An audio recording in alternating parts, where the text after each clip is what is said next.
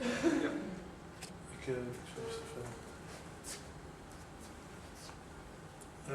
Welcome everybody at the 8th edition of Software Freedom Day.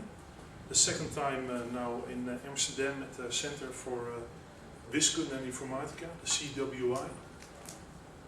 The theme this year is Open Europe, so we will have different talks from different speakers from across Europe and also some from the Netherlands. I hope you will all have a good day and will enjoy the presentations. So, Melvin, please start your presentation. Yeah, thank you. Hello, I'm Melvin Rook from the Diversia project. Melvin, please speak louder. Yeah, I'm a project manager there. If you can talk much louder, it will be appreciated. Okay. Let's start over. I'm from the Diversia project. I'm project manager. This presentation is in English because I heard we have one English visitor. So if there's not any objection, I will continue in English. My voice is a bit low at the moment because of some flu.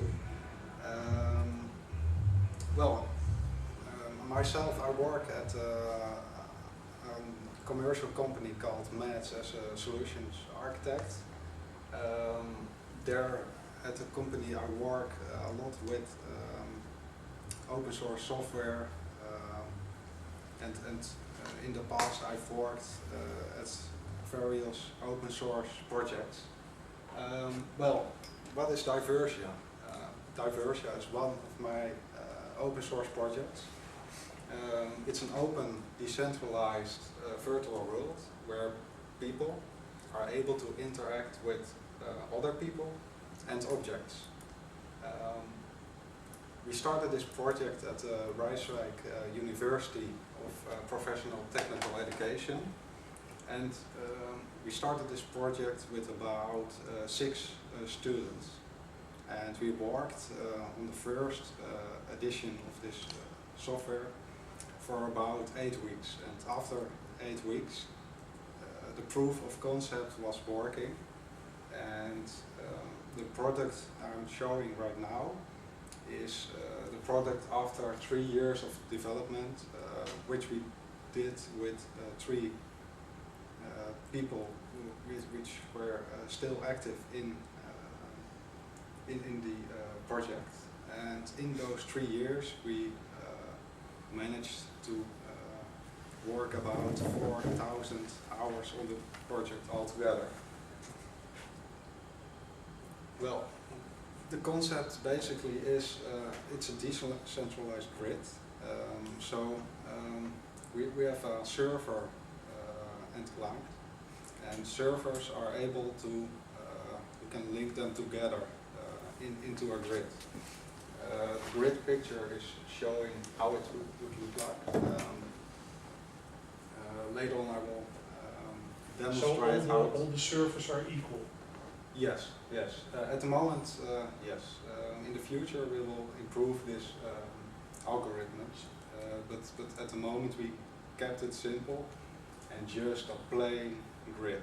So in fact they are peers to each other? Yeah, and it's something I will show later on. So, now in those worlds, it's a virtual world, so we decided to implement real-world physics, which come close to the physics we experience. Users are able to generate content without making changes to the core software.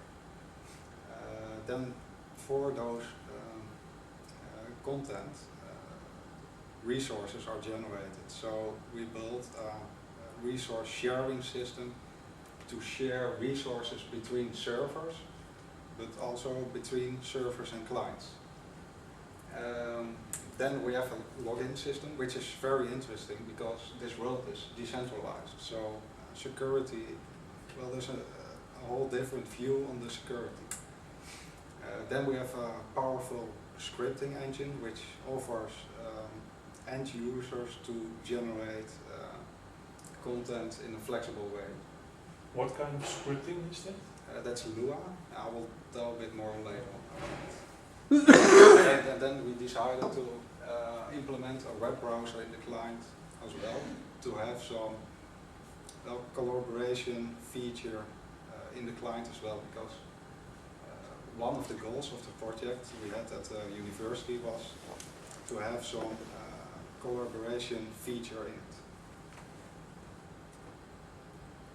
So, about the server. Well, the server works in a grid layout. At the moment it's only 2D, so you can have servers on the north, south, west and east, but not at the top and bottom. In the original plan we had that, but just to keep it simple, we decided to have it like this way. Then, well, your neighbor servers can connect to the 4 sides. The physics engine is powered by Bullet, and because it's decentralized and servers can link to each other, it's complex to make the physics sync between servers. For storage we use Postgres. In Postgres we store information about the neighbor servers, configuration, clients, objects, etc. Yeah. Does it need to be Postgres? At the moment, yes, but we have a special data layer in the software. So if you program another data layer, and we had plans for MongoDB, for example, because that really fits our needs as well, or MySQL or any other database. MongoDB, isn't that NoSQL database? That's a NoSQL database, yes. But in theory you can just program another layer which maps the objects to the database. So that's so in that way you can use any software you want. But at the moment only Postgres is supported out of the box. Just we can spend a lot of time on make it as flexible as possible, but we just want to continue with some other important features. Yeah, about the resources. So resources are mainly files, so they could fit in Postgres, but it's not the best way. So we decided to store the files just on disk and use LightTPD to share them between servers and clients. Well, because of that, all those we use Postgres, LightTPD, that all should be linked together. So we developed a few protocols, a few other custom protocols to do some communication in the grid itself as well. And we developed some special management tools to manage all those resources. And it's basically a set of just tools, C++ tools, or some shell scripts.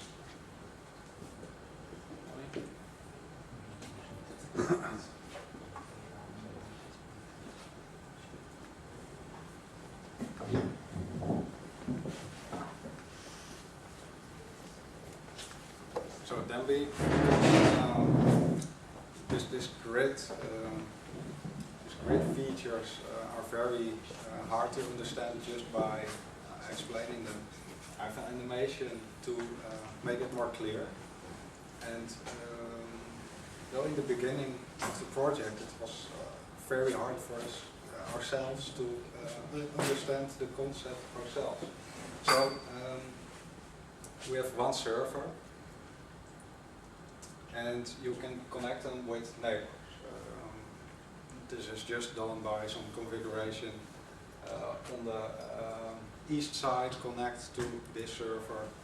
On the south side, connect to this server. And well, you can connect more servers. The servers you are connected to can connect other servers as well. So your grid can grow you can combine grids to a bigger grid, and well, you can just grow seamlessly and endlessly because there are no limits. So for example, I am running Diversia, and Yes. Kai is also running Diversia. We can connect to each other, Yeah, and sorry. yeah, you just exchange your IP addresses, port configurations, and a password to secure the connection. At the moment, we don't use any encryption. There are plans for security, but at the moment, just to get the concept up and running, we decided to put security aside and just work on the features. And later on, when the time is there, we just implement security. Because the proof of concept was a very important goal, and security wasn't in this project. So that's why we didn't spend a lot of time on security. Did I answer your question? Yes. Yeah. So we decided, okay, we put security aside, but then we came across a very, very important question: how can we trust other servers? So the security came back into view. So local login on just your home server, that's not really a problem. But what if you want to log in on another server in the grid? Well, in that case, yeah, the login information should be checked on another server, and it comes across another server, so which is not your home server. So, well, how can you trust the other server? And yeah, how can you trust the other server? So by default, we don't trust any other servers in the grid, but we need to decide which server we can trust in the grid. So we developed a trusted server protocol to see which servers are in the grid and which servers are outside the grid and aren't allowed to access login data. We decided that if a server is in the grid, people, well, neighbors of each other decided they can trust each other. So the rule also applies to other servers in the grid. So we developed a protocol which does that, and I will show how it works. Each server has a list of other servers in the grid. So when you have just one server, you have one server in the list. But when you connect a second server, they will share their information about neighbor servers and put them in their local list. And then even if other servers connect, the list got synced, and every server in the grid has the same list. It's basically based on a few protocols commonly used in network applications, in network infrastructures. So what I'm going to show is how do the messages go through the grid, because each server shares it with other servers, but there is no looping. So the protocol is smart enough to see which servers already got the message. So you will see that the message spreads through the grid like this. And in practical, it's just a matter of seconds or milliseconds. Are you in the grid or not? Or are you not in the grid, halfway in the grid, completely in the grid? No, yeah, there are a few internal states, but that's just between 50 and 26. but then when the connection is fully established, then the message will spread through the grid. Then if the server disconnects again, or 12 and 13, then the message spreads to the grid again. This is old deprecated.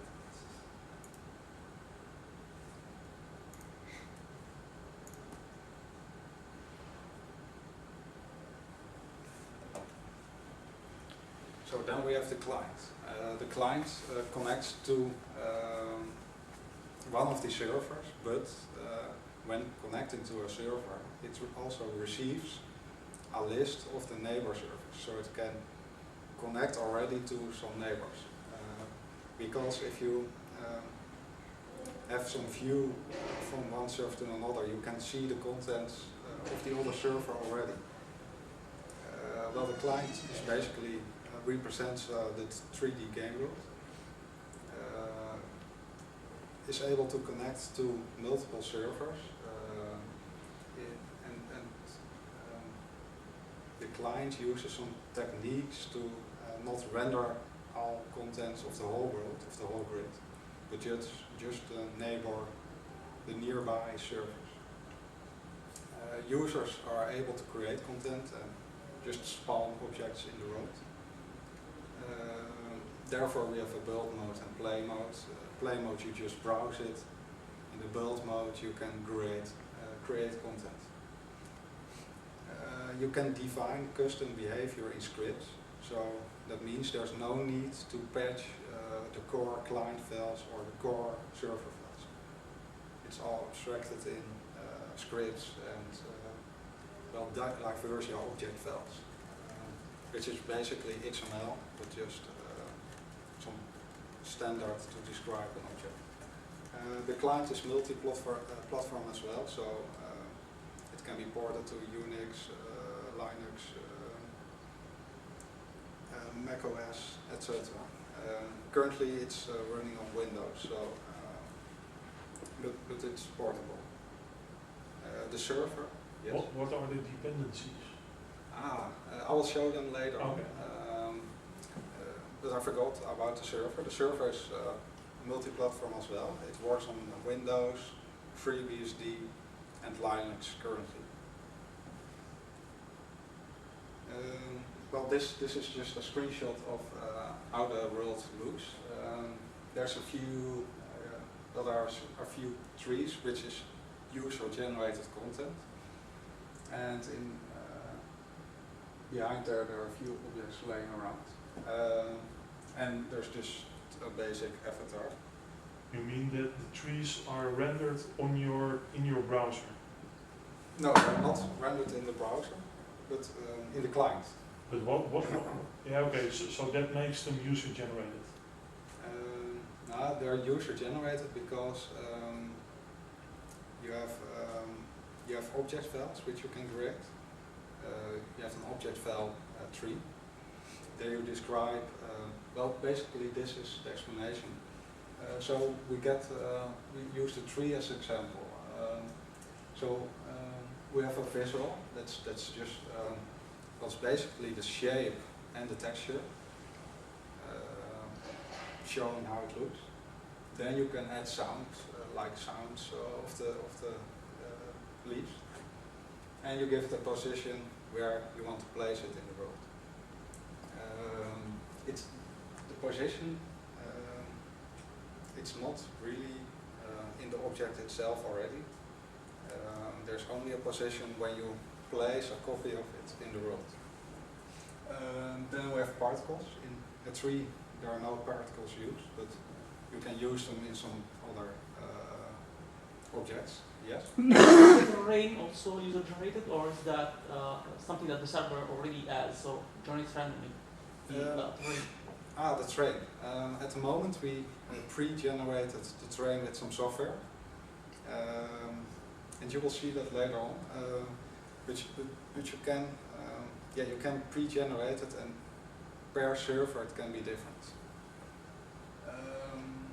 And then, more important, we have scripts. Trees don't have scripts. but with scripts you can add some other behavior and interacting to objects. Well, the object system is simple and extendable, so you can do everything in objects without changing the core server and the core client.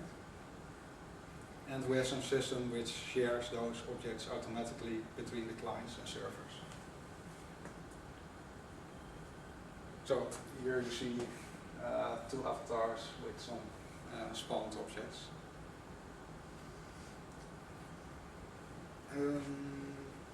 So we have the resource system. Resources are downloaded while being connected. So it's constantly downloading from a HTTP server. It's multi-threaded, so it's just downloading in the background. And the resource system means there's no need for patching, what I already told. There's no need to adjust the client and server core files to adjust the behavior of the software. So then we have the scripting engine. The scripting engine, the goal of the scripting engine is to extend functionality without a recompile. So you don't have to change anything on in the core, and you can do it in script. So for example, you can script on events. You can play a sound when an object hits another object. When the user hits an object, you can just define every action on every event. For the scripting we use the language Lua. At the moment some students are working on a different scripting language which is custom. It's just not using an existing scripting language because the goal of their project is to develop a new language.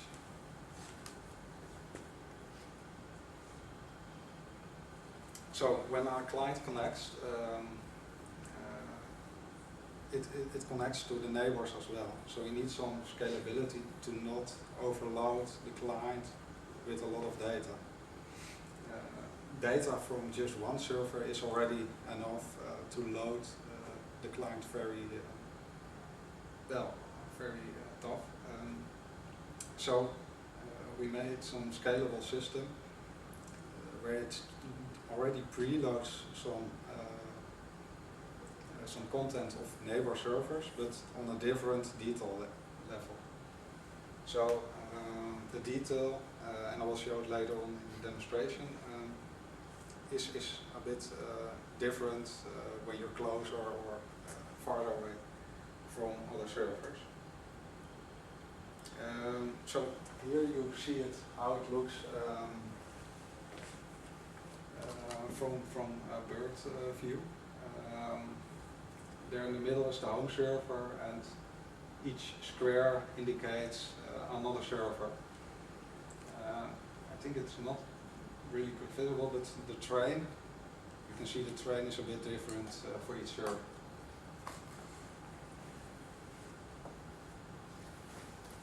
So, Diversia is powered by many other open source software components and libraries. We always say we don't want to reinvent the wheel, so we used a lot of libraries like Ogre, which is a render engine. A lot of other people already have built a really good render engine, so there's no need to do it ourselves. Rocknet is for the network stuff. Boost is basically an extension of C++, which many handy features like regex and string functions. Then we have Bullet, which is the physics library. Lua for the scripting, MyGUI to generate graphical user interfaces, and Alsonium, which is used for a browser. So Is my GUI based on another toolkit or is it standalone? it's standalone. It's really linked to Ogre. So It's 3D. yeah, it's 3D. We used some other library for some editor. I lost the name. It's originally developed by Nokia, Qt. So we use Qt for the object editor, for example. Okay. Yes? The fact that you use multiple third-party software or libraries, doesn't that multiply the dependencies? So doesn't it make it less portable? I think it makes it more easy portable because many dependencies already have just packages on other systems. So you, for Ubuntu, for example, you already have an Ogre package, MyGUI package, Bullet package, etc. Even on FreeBSD, we already have many packages available. But if you choose a third-party software, do you then choose on which different platforms it runs?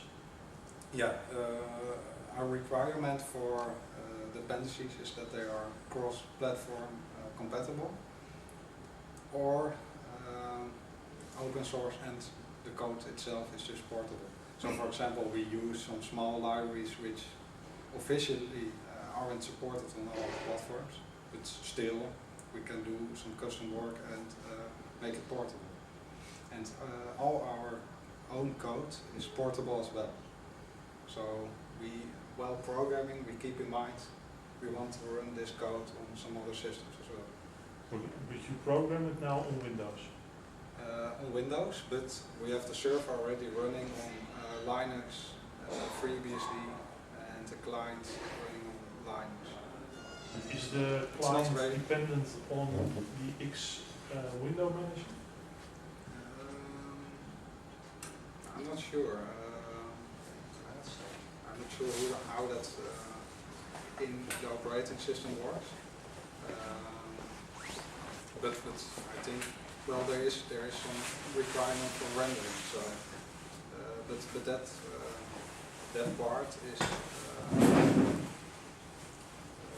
but that's in Ogre. So Ogre is responsible for letting the rendering work. So then we have what we have in the future. Well, we really need more developers like any other open source project. We have many student projects still open to be ready to be implemented by students, and a few students working on it. Then we need grid maintainers, just people who start using the software and now coming back to the development team with feedback and feature requests. And the goals we have is have more stable releases. We have at the moment, we have had our first stable release. We need more features to make it more secure, make it more scalable, and make it more extendable. And we need to support more platforms. We need to have people which maintain a port to a certain system. So I do have time. Do I have time for questions now? Because I have a demonstration of the software as well. So you still have 10 minutes presentation in any case. Okay, I will just go to the demonstration of the software then, and in between you can just shoot any questions you have. What I'm going to do now is I will start up a grid of 9 servers. I showed it in the picture earlier. It's basically what I'm going to start now.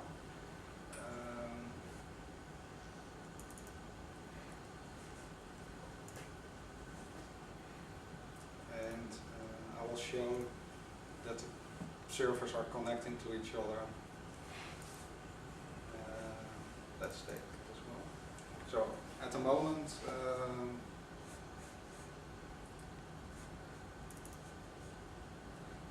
here you see that the protocol, all the log matches is the protocol finding other servers, sharing information to neighbor servers. So what you see in this log, is it readable or? Okay. From here it is. Okay. Well, I will just tell it a bit, explain it a bit. So we have here a server connecting on the east, and it's sharing it between to its neighbor servers. And with this command, I can just get a list of servers which are in the grid. So this is server 5 we are looking at. But you see that server 9, which are more far away from 5, are in the list as well. And in each list there is another list which servers are connected to which side of that server. When I am server 9 and I want to connect to server 3, but I am not directly connected to server 3, how do I find server 3? Well, server administrators just communicate about we are going to link and I have this site available. So you just exchange those information. But when I get, when I know where server 3 is, do I then connect directly or do I message pass through the grid? I'm not sure what you mean. Do you mean? When I know I'm server 9, I want to connect to server 3, then I search where server 3 is, and when I found server 3, then I connect directly to server 3. Yeah, at the moment we don't have any server browser yet. It's one of the features which is on the wish list. So what we need to have in that server browser is just a list of servers, but a map as well. So in that way, I think it answers your question. You can see where server 3, which is not a number, but it's an IP address and port, and probably a name and description. So you can find it through the browser and see it physically on a generated map. Okay, so I will start up the client and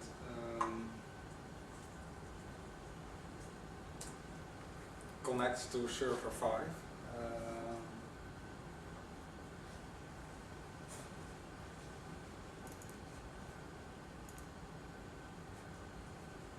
Well, the client is currently downloading the initial resources.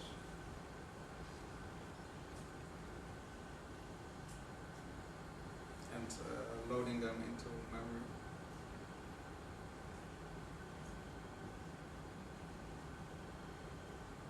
Okay, it's a bit slower than usual. So we are now connected to this server, and I will zoom out to show the neighbor servers.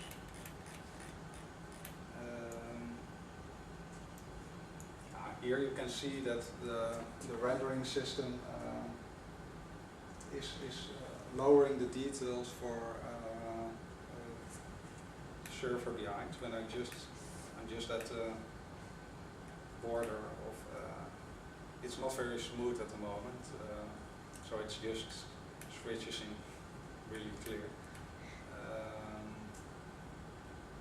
We had some previous version. We experimented with some smoother method to do the detail rendering. On this server, we have a capture the flag, just a little game implemented in the scripting engine. So each of the fountains you see, there are flags, and when you join this server, you are assigned to a team red or blue, and you can just play capture the flag. Next to that, you can just browse any objects and spawn them in the world. Other music station is an interesting object because we have a custom sound engine, custom wrapper we've written for the sound library, and you can load an internet stream into an object. So when you spawn this, it starts playing music. This is an object which is used in to identify flags. I'll just zoom in again, and I will exit, and I will disable a few servers of the grid, and I can show some heavy physics, because everything is now running on my laptop, so it's calculating physics for 9 servers with the client which is rendering, so it's just a bit too much for my laptop. So I'll just start one server.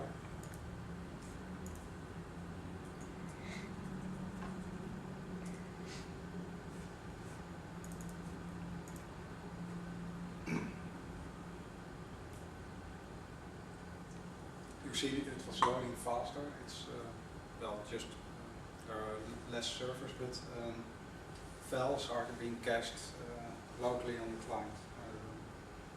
I can see that in the log as well. There's nothing being downloaded at the moment. Just to show, I'm also running a light TPD web server to share the resources.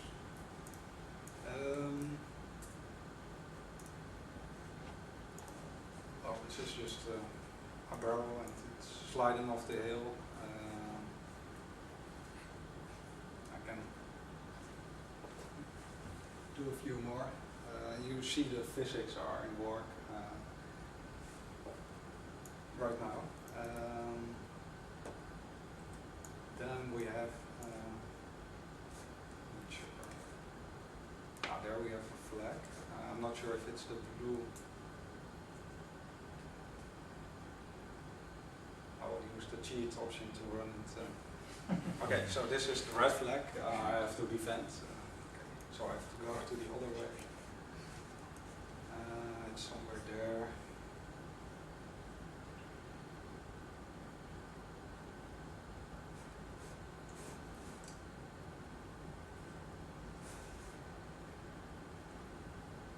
Okay, the sun is going down, so the vision is less. Ah, here it is.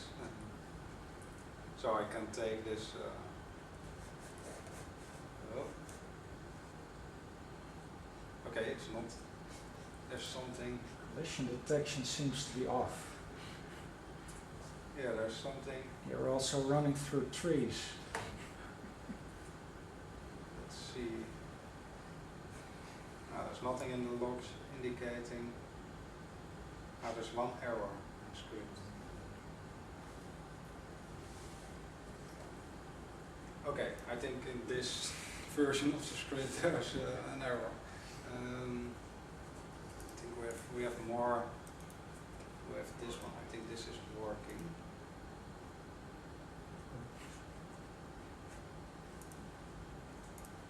And then we have only the sound. Okay, it seems one of the scripts is malfunction. Anyway, well, are there any questions about software? I think I've had many questions in between. Yeah. What is the license? License is GPL. No LGPL. No LGPL. LGPL is more for libraries.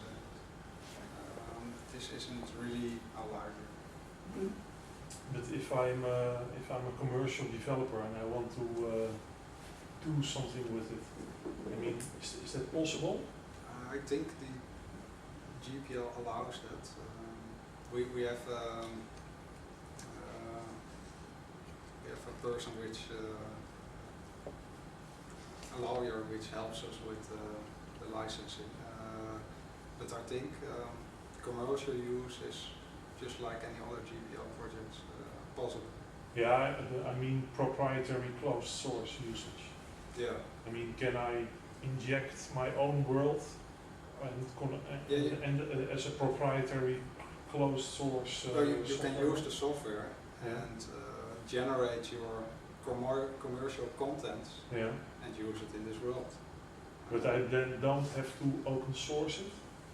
The content itself, no, because it's user generated. So you have the author licenses, and you have well, you can just, because you are the creator of the content, you can decide what license you will give to the content.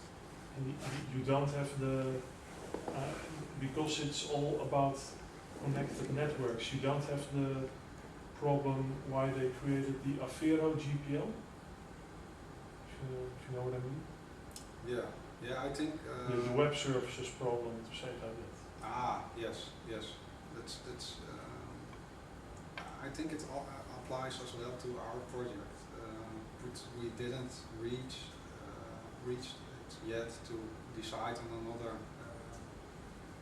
license. But we have some discussions about licenses because we want to have some to put some parts of the code in libraries, custom libraries, and give it a different license than the application itself, to make it more flexible to use it in other projects. LGPL would be good for that. Yeah, or MIT for certain Would be libraries. even better. Yeah. If you're under GPL, then someone could make a closed source client and use your GPL server. Okay. Yes. That's what Avero GPL would block if you would put Avero on your server. Yeah. Because if you use Avero, then the client also has to be Avero. No, then yeah, I'm saying it half wrong. If you use Avero, then the point is if you take a GPL server and you run it in-house without distributing it, then you don't have to offer the source code. So someone could take your GPL server and modify it, and if you want them to provide the source code, if they're running it in-house only as a server, you'd have to make it Avero. Okay. Yes. Anyway, how about the licenses? We have a friend working at Red Hat, which, well, we can use some information of the Red Hat jurist, which helps us with the licenses. He checks the licenses of libraries, dependencies we are using, if they are compatible, because they should be GPL compatible. But does he also advise which license is marketing technically speaking the best?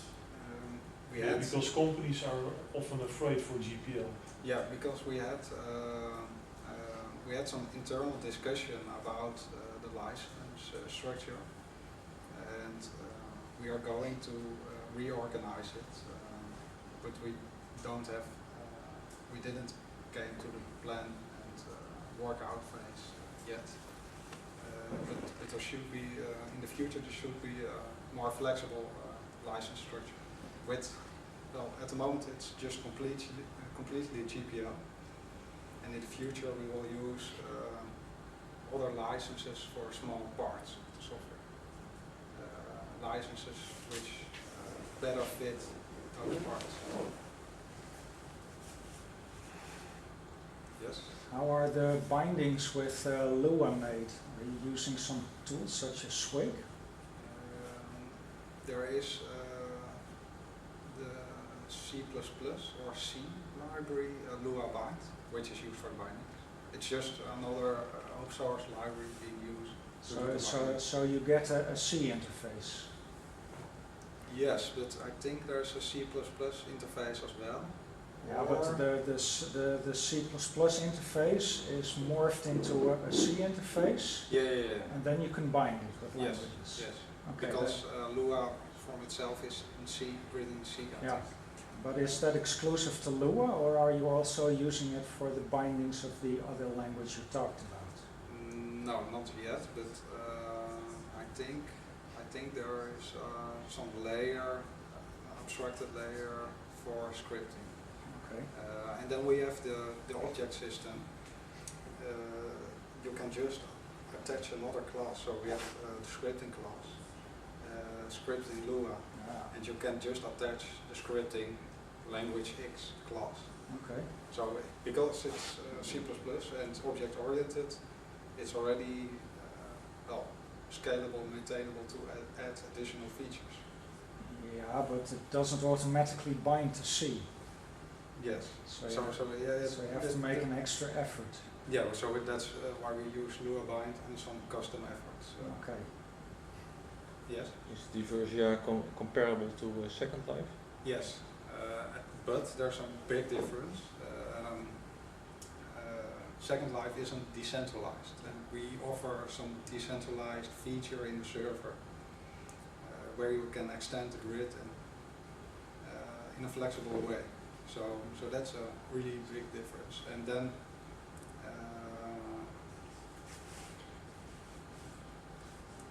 Linden Labs, the company behind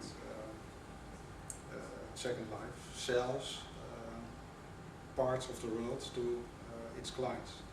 And with this software you can just download it and run it yourself on your local system or a server in a data center.